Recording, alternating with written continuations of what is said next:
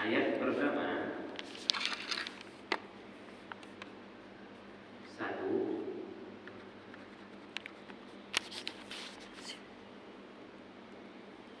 semua hamba sangat lemah.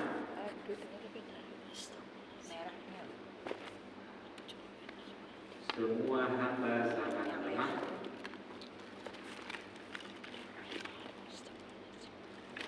Sudah.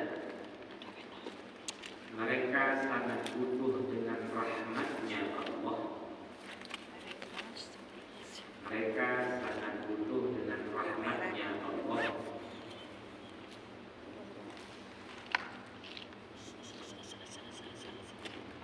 Baik di dunia maupun di akhirat.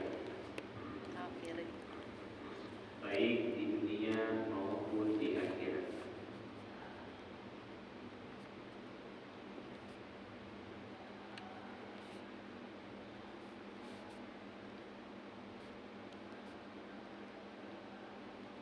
Kedua,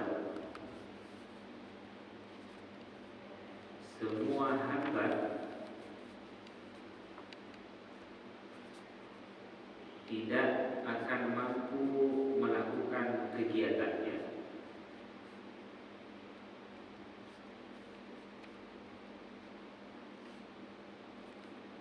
dengan benar tanpa rahmat Allah.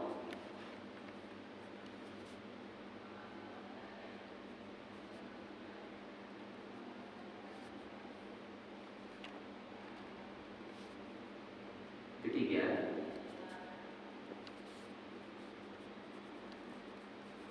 prinsip dasar seorang muslim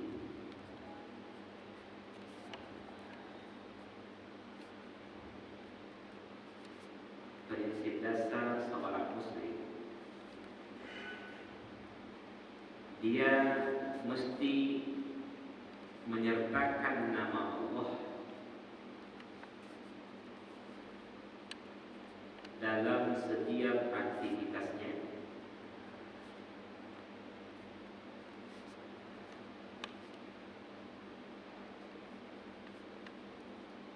Serta meniatkan aktivitas tersebut karenanya.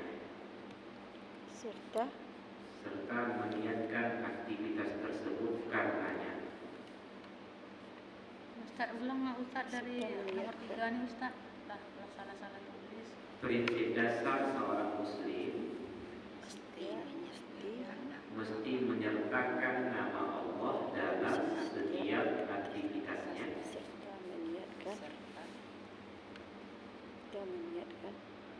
Serta meniatkan aktivitas tersebut karenanya.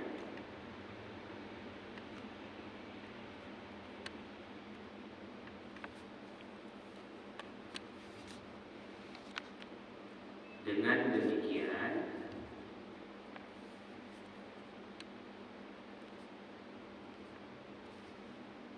rahmat Allah akan hadir padanya,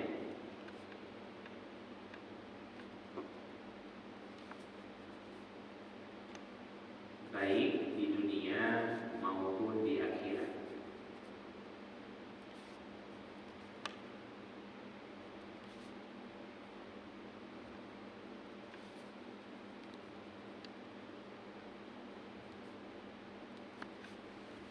Baik, ini kandungan-kandungan yang bisa kita tarik kesimpulannya mudah di dalam surah Al-Fatihah, khusus ayat pertama. Jadi sederhananya begini, bahwa prinsip dasar seseorang yang beriman kepada Allah dan beriman kepada hari akhirat, dia mesti menyertakan nama Allah dalam setiap aktivitasnya. Bukan hanya itu, tapi niat melakukan aktivitas tersebut karenanya. Kalau sudah seperti itu, maka sesungguhnya orang tersebut insya Allah akan mendapatkan rahmat Allah, baik itu di dunia maupun di akhirat. Jadi yang bisa kita tarik kesimpulannya adalah apapun yang kita lakukan dalam hidup ini, sepanjang yang kita lakukan itu adalah sesuatu yang baik, sepanjang yang kita lakukan itu adalah sesuatu yang baik, maka sebutlah nama Allah dan niatlah karenanya. Tujuannya apa? Supaya kita mendapatkan rahmat Allah, kasih sayangnya Allah, baik di dunia terlebih nanti di akhirat. Dan ini sudah kita bahas dan sudah kita contohkan. Semisal minum, kalau kita ingin minum itu tidak hanya sebatas menghilangkan haus saja, tapi ada nilai kebaikan atau keberkahannya atau poinnya nanti di akhirat, maka ucapkanlah nama Allah sebelum meminum. Demikian juga makan, tidur dan lain-lainnya. Jadi kita diingatkan Bunda, ketika membaca Bismillah, kita sedang diingatkan oleh Allah Subhanahu wa Ta'ala bahwa sebenarnya apapun yang kita lakukan dalam hidup ini, niatlah karena Allah. Jadi gampangnya seperti itu. Jadi ini tidak hanya diaplikasikan di luar, di dalam sholat saja, tapi juga di luar sholat. Jadi ketika Bunda mengucapkan Bismillahirrahmanirrahim, sadari bahwasanya saat itu Bunda sedang diingatkan bahwasanya sholat itu mesti niatnya karena Allah Subhanahu wa Ta'ala. Jelas sampai sini? Nah, itu akan menambah kekhusyukan kita di saat melaksanakan sholat. Yang menjadi masalah adalah ketika dia membaca Bismillah, tidak ada kesadaran satupun. Dia tidak merasa dinasehati ketika mengucapkan Bismillah. Nah, ini poin pentingnya. Baik, sekarang kita lanjutkan ayat kedua.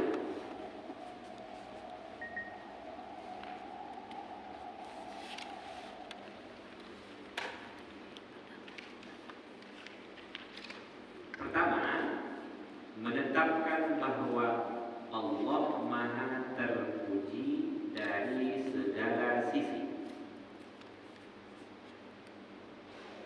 Intisari dari Alhamdulillahi Rabbil Alamin. Menetapkan bahwa Allah Maha terpuji dari segala sisi. Yang kedua, terlalu cepat udah? Iya. Ini udah nenek adalah Ustaz. Dia lemot semuanya Ustaz. Menetapkan bahwa Allah Maha terpuji dari segala sisi. Kemudian yang kedua, menetapkan bahwa Allah pencipta, pemilik dan pengatur semesta alam.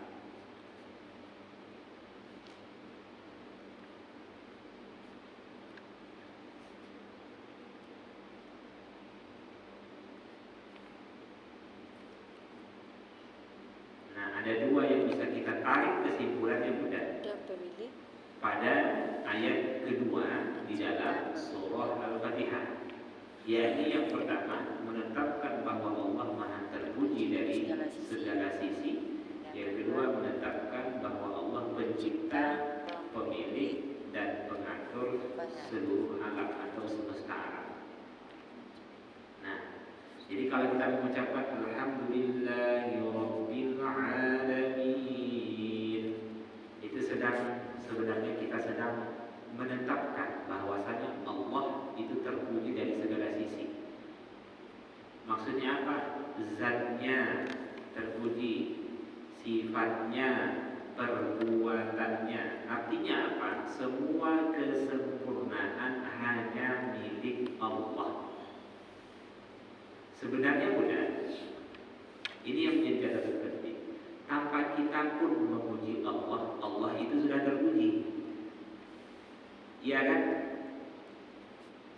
Tapi kenapa kita diperintahkan untuk memuji Allah? Kaidahnya begini, kita juga harus cara berpikirnya begini Bunda. Andai kata manusia mulai dari Nabi Adam sampai umat akhir zaman nanti semuanya memiliki hati sama seperti hati Rasulullah SAW. Itu tak sedikit pun menambah kemuliaan Allah. Itu kaidahnya. Sebaliknya, andai kata mulai dari Nabi Adam sampai umat akhir zaman, semuanya hati manusia itu memiliki hati Fir'aun, itu tak sedikit pun mengurangi kemuliaan Allah. Jadi jangan menganggap kita sholat, Allah butuh dengan sholat kita. Kita berdoa, Allah butuh dengan doa kita. Ingat juga kaedahnya, semua kebaikan yang kita lakukan dan semua keburukan yang kita lakukan itu kembali kepada kita. Untung dan ruginya itu kembali kepada kita. Allah tidak butuh dengan ibadah kita. Sekalipun kita tidak mensucikan Allah, apakah Allah itu tetap suci? Ya. Andai tak ada satupun manusia mensucikan Allah, Allah itu tetap suci. Cuman Allah ingin menguji di antara hamba-hamba, siapa lisan-lisan hambanya itu yang ucapannya dan keyakinannya itu mengotori perbuatan Allah Subhanahu wa ta'ala. Jelas ya? Sama halnya ibu yang ideal, orang tua yang ideal, ketika dia menyekolahkan anaknya, mendidik anaknya, orang tua yang ideal, dia tidak akan meminta balasan dari apa yang dilakukan oleh anak tersebut. Iya kan? Saat besar dia berharap nanti kalau kamu sudah sukses, mama sudah uzur, tolong ya kasih uang saku ke mama. Orang tua yang ideal gak akan seperti itu kan, udah. Kita menyekolahkan anak kita, itu semuanya untuk kebaikan dia, supaya dia bahagia. Lebih dari itu, Allah kepada hambanya. Sebenarnya kalau kita tak sholat pun, yang rugi siapa? Kita sendiri pun. Kaedahnya gitu, untung dan rugi kembali kepada kita. Nah, jadi begitu cara berpikirnya. Tujuannya apa? Bahwasanya dengan begitu kita benar-benar berharap Allah menerima amal ibadah kita. Baik, ini kandungan dari ayat ke-2. Ayat ketiga.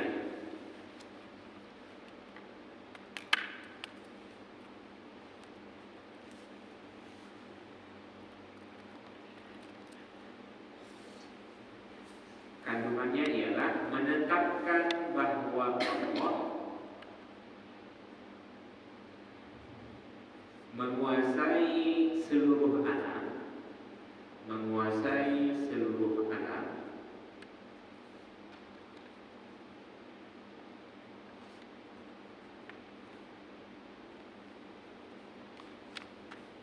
disertai dengan rahmatnya.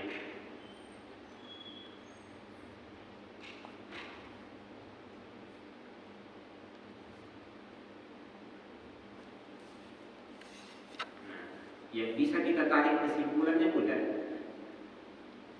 Manakala ketika kita mengucapkan atau membaca Ar-Rahmanir Rahim, itu sesungguhnya kita sedang menetapkan bahwasanya Allah mengatur seluruh alam ini disertai dengan rahmatnya.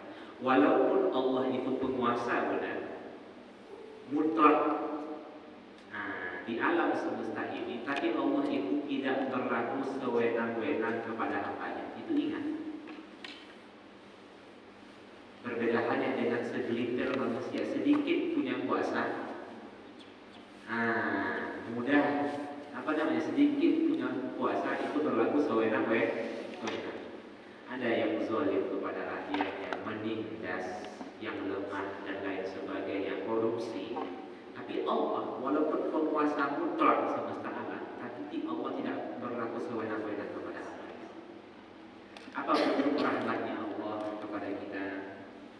Salah satunya, satu kebaikan yang kita lakukan dibalas 10. Man jaa bil hasanah falahu 'asyru amsalih wa man jaa bis sayyi'ah, satu keburukan yang dilakukan manusia maka dibalas 1. Coba kira-kira gimana mudah? Kalau satu keburukan dibalas 10, satu kebaikan dibalas satu. Balik. Pun begitu, kata Rasulullah SAW di dalam hadis, bahwasanya nanti di antara dari setiap 1000 manusia satu yang masuk ke dalam surga. Alhamdulillah. Nanti dari setiap 1000 manusia satu yang masuk ke dalam surga. Oh, betapa banyaknya manusia nanti masuk ke dalam neraka.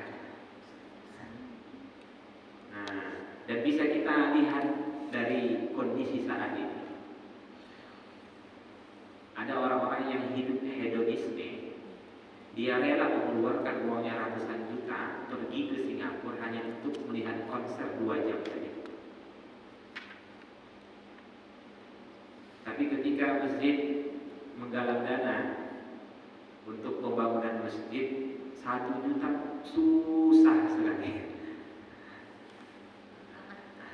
Ya kan? 4 jam, 5 jam di depan handphone dia bisa bukan. Setengah jam di depan Al-Quran dia tak bisa. Dan itu yang kita lihat saat ini ya. Ya. Tapi acara 17 Agustus Masya Allah ramai. Tapi kalau ngaji paling banyak 20, iya kan? Dan bahkan kurang dari situ ya. Subhanallah, memang itu sudah tanda-tanda akhir zaman. Di antara bentuk rahmat Allah juga, walaupun manusia hamba-hambanya itu melakukan dosa, pun demikian Allah masih tetap memberikan rezekinya. Iya kan? Kalau kita berbuat baik kepada seseorang sekelas kita ini pun, kemudian orang tersebut itu malah dia sikapi dengan keburukan, kira-kira gimana?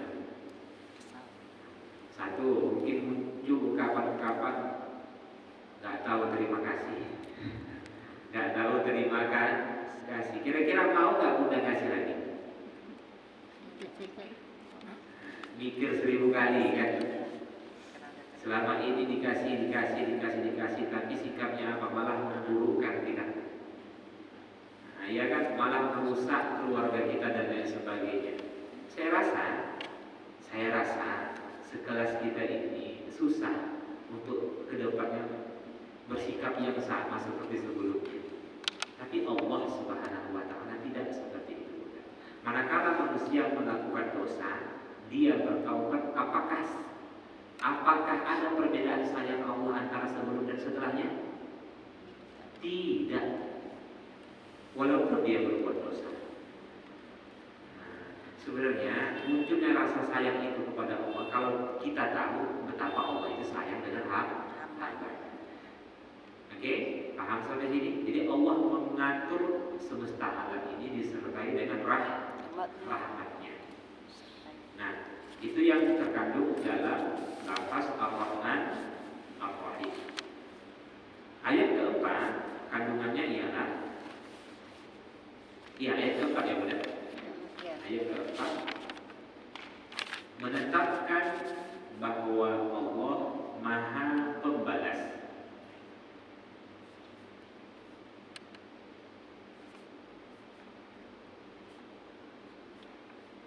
Serta mengingatkan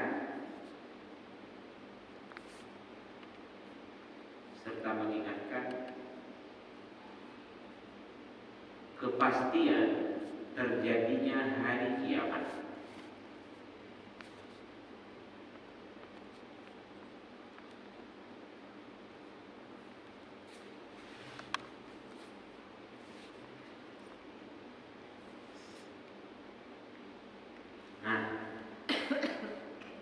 Bunda nanti kalau sholat coba nanti ketika membaca Maliki Yaumiddin, kemudian di dalam hati itu merenungkan makna ini, kandungan ini.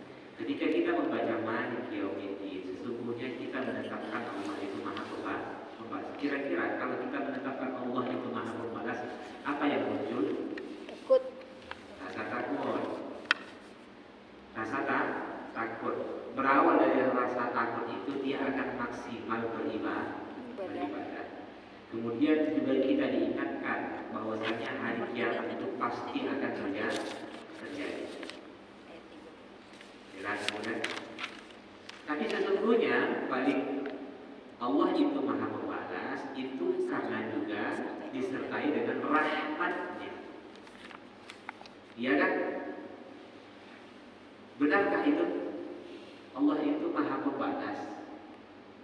Tapi maha membalas itu sesungguhnya ada rahmat di sana. Iya, jawabannya iya benar. Kalau Allah tidak membalas, maka siapa yang membalas orang-orang yang melakukan keburukan di dunia ini, tapi dia tidak mendapatkan hukuman, dia lolos begitu saja. Banyak ketemu orang seperti itu. Banyak para pengusaha, mohon maaf, para pejabat yang zalim menindas orang yang lemah, memakan harta anak yatim, lolos begitu saja, masuk ke penjara, keluar. Terus begitu ditegakkan hari kiamat, selesai sudah. Tidak, itu bukan rahmat Allah. Rahmat Allah, orang yang seperti itu juga akan mendapatkan balasan lagi di hari kiamat. Kalau Allah tidak membalas, mudah saja, ngutang saja kita banyak-banyak, setelah itu mati. Iya kan? Ngutang banyak-banyak, setelah itu pilih mati. Kenapa? Karena mungkin ada orang yang menganggap nanti kan setelah mati biasa-biasa saja, kan tidak dibalas atas setiap apa yang kita lakukan. Salah. Lebih parah lagi.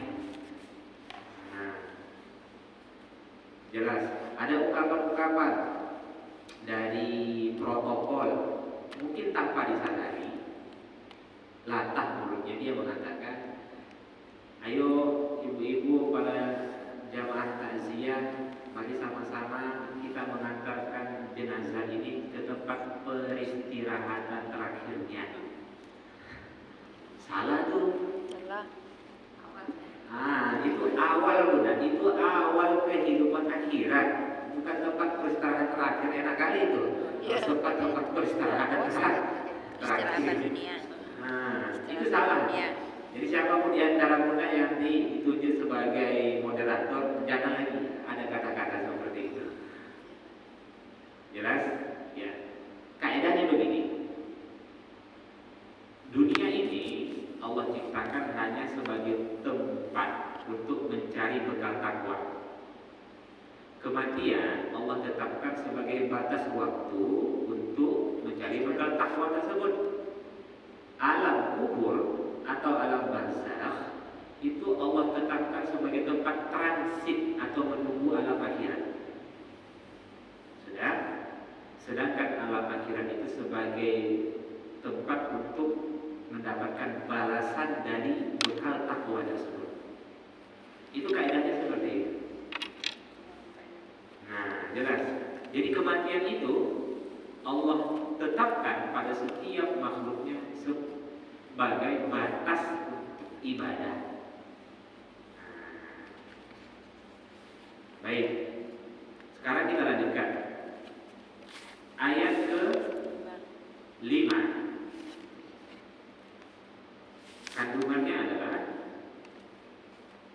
pertama, penetapan diri bahwa hidup hanya untuk mengabdikan diri kepada Allah. Penetapan diri bahwa hidup hanya untuk mengabdikan diri kepada Allah.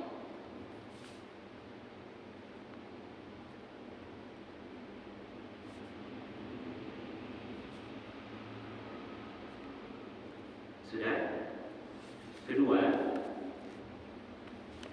pengakuan tentang kelemahan manusia.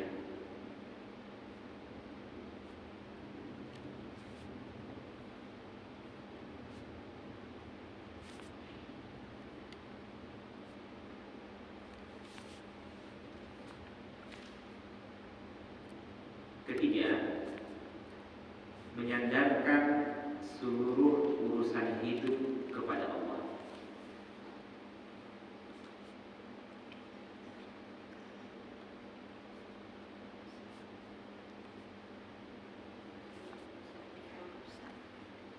menyandarkan seluruh urusan hidup kepada Allah. Nah, jika kita membaca Iyyaka na'budu wa iyyaka nasta'in, kepadamu kami beribadah dan kepadamu kami memohon pertolongan, itu maksudnya kita menetapkan diri kita bukan bahwasanya hidup kita ini hanya untuk mengabdikan diri kepada Allah, hanya untuk beribadah. Kemudian wa iyyaka nasta'in, kita memohon pertolongan kepada Allah. Sesungguhnya itu kita mengakui diri kita lemah. Kenapa mudah minta pertolongan sama orang? Mengaku diri lemah, menganggap hanya dia yang bisa menolong, kan begitu? Demikianlah sesungguhnya ketika kita mengucapkan wa iyyaka nasta'in, itu kita sedang mengakui diri kita ini lemah dan kita mengakui bahwasanya Allah yang mampu menolong kita. Sehingga dari situ muncullah kesadaran bahwa seluruh urusan hidup kita mesti kita sandarkan kepada Allah Subhanahu wa taala. Jangan terlalu keras dalam hidup, bunda. Maksudnya apa maksud dari ungkapan saya ini? Merasa bahwasanya semua melihat contoh anak harus sukses, itu salah. Dia terlalu keras dalam merancang hidup. Tugas dia hanya ikhtiar, berusaha, berdoa. Setelah itu dia bertawakal, serahkan sepenuhnya kepada Allah Subhanahu wa taala. Yang dimaksud dengan tawakal itu tawakal itu engkau berdoa, engkau berikhtiar, setelah itu engkau serahkan hasilnya kepada Allah. Itu yang dimaksud dengan tawakal. Sekarang ini banyak orang memahami yang dimaksud dengan tawakal itu pasrah, tanpa ada usaha. Ngajar tahsin, mohon maaf, ngajar ada nih halaqah saya lah. Contohnya saya setiap hari Kamis pagi jam 9 sampai jam 11 itu saya ngajar tahfiz khusus untuk ibu-ibu. Mereka nyetor hafalan bunda. Dia sama sebaya-baya bunda ini. Mereka nyetor hafalan. Hafal juz 30. Nanti setelah juz 30 lanjut juz 29. Lanjut juz 28. Mereka bukan tahsin lagi tapi tahfiz karena sudah bagus tahsinnya, sudah lama sama saya, hampir sekitar 6 tahun. Baru lanjut menghafal Al-Quran. 12 orang yang masuk, ya kan, sampai saat ini masih tetap yang tersisanya 11, satu sudah tidak ada lagi karena sudah meninggal lagi. Nah, jadi banyak di antara jamaah-jamaah kita itu bilang, Ustaz doakan saya supaya mudah menghafal Al-Quran. Saya sampaikan, kita selalu mendoakan, tapi harus ada juga usaha dari mudah. Nah, kalau di doa saja tapi tidak ada usaha dari dia, itu salah. Kan itu, wa idza sa'alaka ibadi anni fa inni qarib ujibu da'watad da'i idza da'an. Aku kabulkan doa orang yang berdoa apabila dia berdoa kepadaku. Bukan kata Allah. Satu, fal yastajibu li, maka hendaklah mereka memenuhi perintahku. Berarti tidak cukup hidup ini dengan berdoa. Dia harus melaksanakan perintah Allah. Dia harus ikhtiar. Dia harus ijtihad. Wal yu'minu bi. Semua perintah itu mesti dia lakukan dilandasi dengan keimanan. La'allahum yarshudun, kata Allah. Dengan begitu baru dia hidup dalam kondisi, baru dia hidup dalam petunjuk, baru dia hidup dalam kebenaran. Berarti dalam hidup tidak putus tiga ini. Satu, senantiasa berdoa. Kedua, ikuti perintah Allah. Ketiga, landasi dengan keimanan. Saya berikan contoh. Bagaimana mungkin Allah mau menghapus dosanya sedangkan dia saat itu belum meninggalkan dosa? Paham gak? saat itu orang tersebut sedang fokus berdoa tapi tidak melaksanakan perintah Allah. Ya Allah, hapuslah dosaku, astagfirullahaladzim. Tapi saat itu dia masih melakukan dosa. Itu kan salah tuh. Sibuk berdoa tapi tidak mengikuti perintah Allah. Mungkin dia bisa jadi dia lagi berusaha. Nah, makanya kan itu yang kita doa ayat 1000. Wa may yattaqillaha yaj'al lahu makhraja. Bagaimana agar Allah memberikan jalan keluar? Takwa kan? Takwa itu apa? Ikuti perintahnya, tinggalkan larangannya, kan itu. Orang yang bertakwa Allah akan memberikan solusi. Bagaimana mungkin seseorang itu diberikan jalan keluar sedangkan saat itu dia masih bermaksiat. Contoh mudah. Ada satu pekerjaan itu sangat buruk sekali, bertentangan dengan hukum agama, tapi dia ingin mendapatkan solusi dari Allah bagaimana dia agar keluar dari pekerjaan. Oke. Kalau dia berdoa tapi dia tidak keluar dari pekerjaan itu, benar ke dalam Islam? Tidak. Caranya bagaimana? Dia harus keluar dari pekerjaan itu, kemudian dia yakin bahwasanya setiap kebaikan yang dipilihnya itu pasti Allah berikan solusi. Maka jangan takut miskin ketika keluar dari pekerjaan itu. Banyak hari ini tahu dia pekerjaannya salah, tapi aku nanti kalau keluar apa pekerjaan? Bagaimana maka berarti dia nggak yakin sama Allah pada saat itu. Berarti nggak yakin bahwa saya takwa itu adalah solusi dari setiap persoalan. Itu salah. Jadi doa ibadah itu tugas kita sebagai seorang hamba. Baik, jadi itu yang bisa kita tangkap mudah ketika membaca Iyyaka na'budu wa iyyaka nasta'in. Jadi sejauh mana pengaruh doa tadi dari orang lain, misalnya seperti doakan saya Ustaz, sejauh mana tuh? Misalnya kan tadi kita harus berusaha dengan doa. Iya. Jadi istilahnya sejauh mana doa orang lain kita tetap mudah. Kalau ada yang seperti itu doakan, yang kita doakan mudah, tapi tidak cukup dengan doa saja. Dia mesti ikhtiar. Nah, dia mesti berusaha. Jadi dalam Islam, di samping kita doa itu tidak akan dikabulkan sepanjang dia tidak mencari sebab-sebab bagaimana doa itu dikabulkan. Itu dia. Saya ulang kembali, doa itu tidak akan dikabulkan oleh Allah sepanjang dia tidak melakukan sebab-sebab doa itu dikabulkan. Contoh, saya haus ya Allah, tolong hilangkan dahaga saya ini. Tapi saya tak minum. Bisa tiba-tiba hilang dahaga saya? Tidak. Enggak kan? Caranya bagaimana? Minum biar Mesti saya buka dia bulan. Mesti saya buka, saya minum. Berarti di situ apa? usaha. Ada usaha. Tapi ketika saya minum, karena Allah memberikan kemudahan bagi saya, sehingga saya bisa minum. Betapa banyak ada orang yang ingin minum, tapi dia tidak bisa lagi. Iya kan? Dia harus minta tolong sama orang supaya bisa diminumkan. Nah, itu maksudnya. Aku lapar ya Allah, tolong kenyangkan aku. Tapi dia nggak mau makan. Kan salah tuh.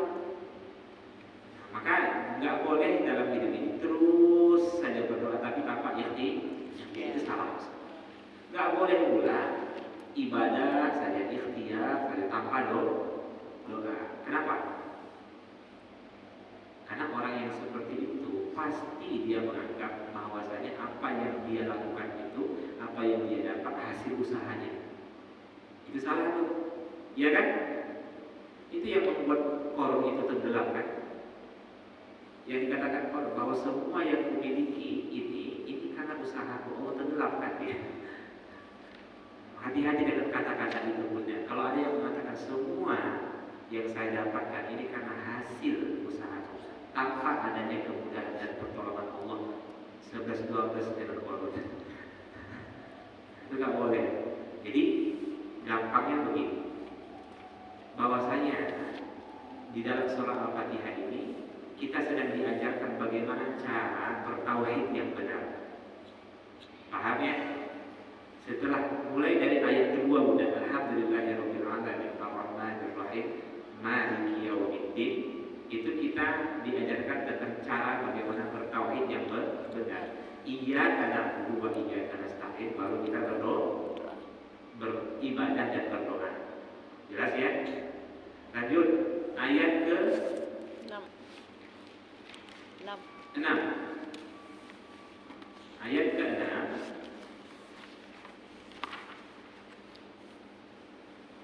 Memohon anugerah ilmu,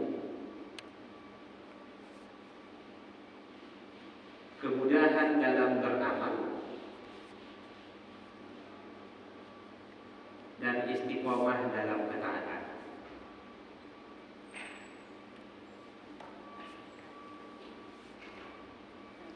Ayat ke-6, memohon anugerah ilmu, kemudahan dalam beramal, istiqomah di dalam ketaatan.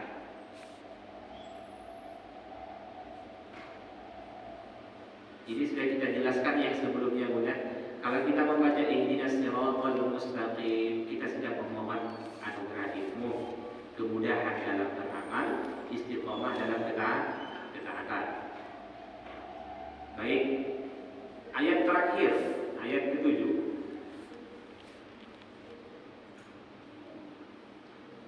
Berbicara tentang keanekaragaman manusia. Berbicara tentang keanekaragaman manusia.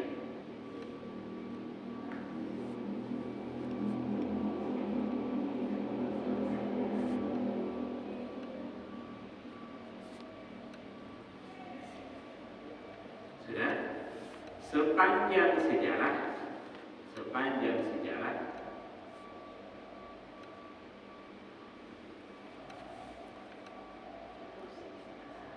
dalam pengabdian diri kepada Allah,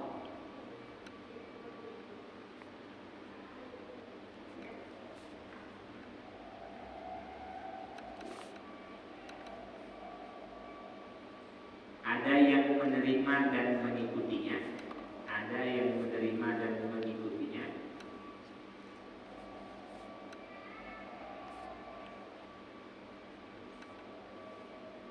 Sudah? Bisa diikuti, Bunda? Koma, ada yang menolak setelah mengetahui,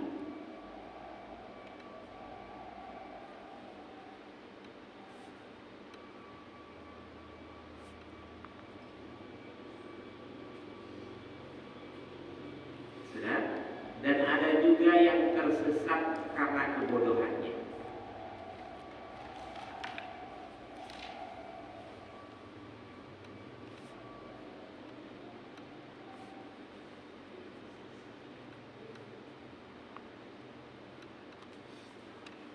Baik, kita yang mau yang mana, Bunda?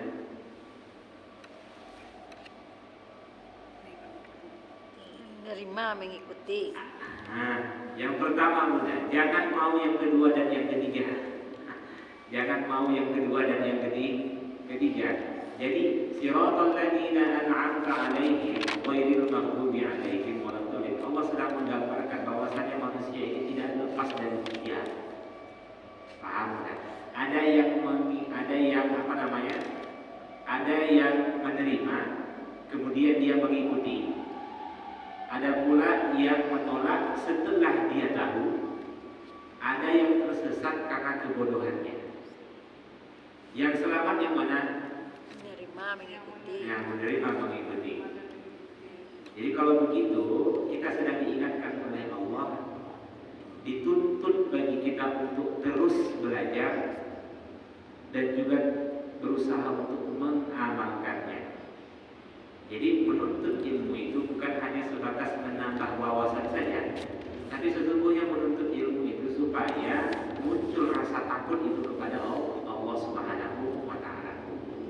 Ya, hari ini dakwah itu sudah berkembang, bukan? Dibandingkan dulu, ya. Tapi kok melihat umat saat ini memang lebih rusak daripada orang-orang terdahulu. Betul. Iya, Ustaz. Iya kan? Lihat tuh. Padahal dakwah itu sudah di mana-mana, tapi kok umatnya malah makin rusak. Ada masalah. Karena semuanya saat ini mungkin sebahagiannya, tidak seluruhnya, hanya fokus untuk menambah wawasan saja. Tapi dia tidak ingin mengamalkan apa yang dia dapat itu. Yang penting dia tahu, yang penting tahu, oh begini, oh begitu, ya kan? Tapi dia tidak berusaha mengamalkan, itu salah. Itu salah besar dalam menuntut ilmu. Karena hakikat menuntut ilmu itu adalah dia belajar dengan sungguh-sungguh, kemudian dia mengamalkannya. Ada pula orang yang senang sekali beramal, tapi salah beramalnya. Nah, itu berarti dia saat itu orang yang tersesat. Karena bodohnya dia nggak tahu bahwa selama ini sholatnya salah. Karena bodohnya dia nggak tahu bahwa selama ini zakatnya salah. Karena bodohnya dia nggak tahu bahwasanya sedekahnya itu salah. Karena bodohnya dia nggak tahu bahwasanya selama ini cara dia mendidik anak itu salah. Kita nggak mau seperti itu. Kita pula nggak mau cerdas, tapi tidak kosong dalam amalan. Jadi kita berharap kita adalah orang yang luas wawasan keilmuannya, kemudian juga istiqomah dalam beramal. Oke, inilah intisari yang ada di dalam surah Al-Fatihah. Pertanyaannya, apakah selama sholat muncul perasaan itu?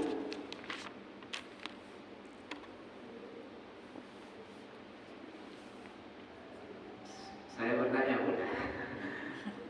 Nah, kalau tidak ada, maka nanti ke depannya munculkan. Tidak harus Bunda mesti paham setiap kata-kata yang ada dalam surah Al-Fatihah. Tapi mudahnya begini. Kalau Bunda baca bismillah, berarti Bunda sedang diingatkan oleh Allah bahwa apapun yang kita lakukan ini itu niat karena Allah. Nah, gitu saja. Maka berarti kita saat itu sedang dinasihati dalam sholat. Ya kan? Sedang dinasihati dalam sholat. Itulah sebabnya ketika keluar dari sholat, maka itu akan mencegah dirinya dari perbuatan fahsyat dan munkar. Kenapa? Karena saat dia sholat, dia sedang dinasihati.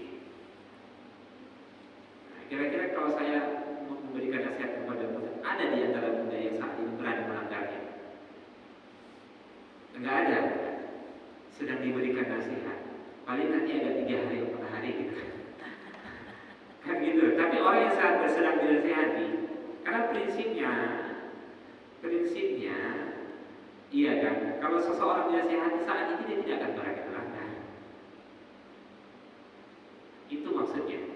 Jadi ini bukan hanya di dalam sholat saja, baik itu di luar sholat. Makanya setelah kita baca Al-Fatihah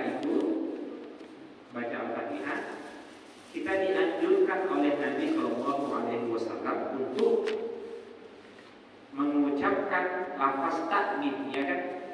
Apa itu? Lafaz takmin? Amin. Nah, amin itu lafaz takmin namanya. Kalau tahmid apa? Alhamdulillah. Kalau takbir? Allahu Akbar. Tasbih? Subhanallah. Tahlil? Takmin? Amin. Amin. Takmin itu amin ya. Baik. Amin.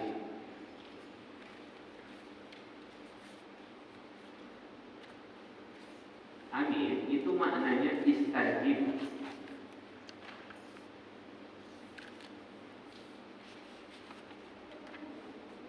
Istajib. Ya Allah.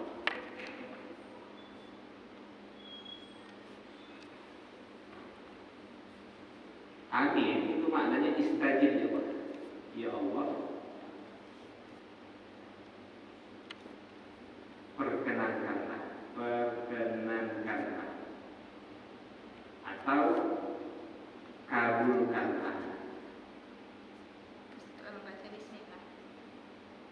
Setelah membaca Al-Fatihah, Al-Fatihah.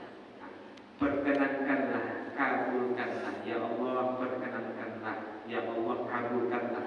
Atau sering juga di mana ya Allah ijabahlah, ijabah, ya Allah.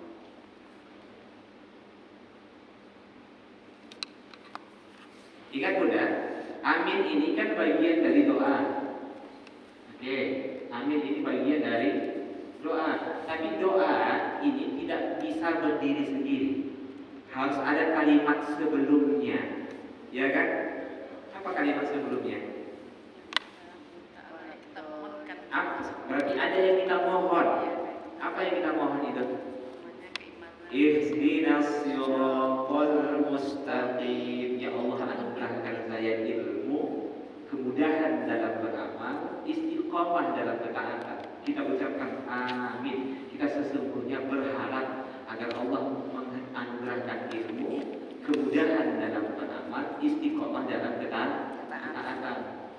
Makanya amin ini tidak hanya dibaca di dalam sholat saja. Siapa saja di antara teman-temannya atau siapapun itu yang sedang membaca Al-Fatihah, kemudian dia dengar, maka dianjurkan di situ dia mengucapkan amin. Karena yang dia ucapkan ihdina, Bunda. Paham? Ihdina. Nah, di sini ditujukan kepada kami. Berarti termasuklah Bunda yang saat itu mendengarnya. Lagi sholat nih. Siratal ladzina an'amta 'alaihim ghairil maghdubi 'alaihim waladdallin. Udah, saat itu lagi kondisi masbuk. Lagi jalan cepat untuk masuk ke shop. Tapi sudah waladdallin, belum lagi sampai shop, sudah amin. Amin saja langsung. Karena saat itu imam sedang mendoakan dirinya dan kita semua. Jelas ya? Suami yang lagi sholat malam, ghairil maghdubi, dia kuatkan suaranya, ghairil maghdubi 'alaihim waladdallin. Bunda saat itu lagi tidur. Ya kan? Tapi Bunda dengar kan? Amin. Walaupun malas saat itu sholat malam, itu kan setidaknya amin lah. Amin. Karena saat itu suami sedang minta hidayah untuk dirinya, untuk istrinya, untuk anak-anaknya. Jelas ya? Oke. Itu sebabnya kenapa amin? Kenapa dalam surah membaca surah tak ada amin? Iya kan? Qul huwallahu ahad, Allahus samad. Tapi ketika baca Al-Fatihah ada amin. Karena di situ kita sedang bermohon sesungguhnya. Jelas sampai sini? Baik. Nah, kalau kita sudah paham, lihat luas pengetahuan kita, Bunda. Terang ketika kita membaca Al-Fatihah itu, rugi kali lah ya. Kalau yang saya rasakan, Bunda, kenapa enggak ilmu ini saya tahu sejak dulu gitu. Nah, kenapa harus sudah? Nah, bagaimana sholat saya yang selama ini ya? Iya kan, ada mungkin perasaan seperti itu. Ada. Tapi nggak apa-apa, alhamdulillah. Sekarang sudah sadar kan? Karena kesadaran itu berawal dari ketidaksadaran. Iya kan? Kesadaran itu berawal dari ketidaksadaran. Alhamdulillah, masih ada kesempatan untuk memperbaiki sholat kita. Baik. Sekarang sampai sini ada yang tanyakan? Sebelum kita lanjut. Baik, kalau gitu kita lanjut punya surah Al-Falaq dan An-Nas.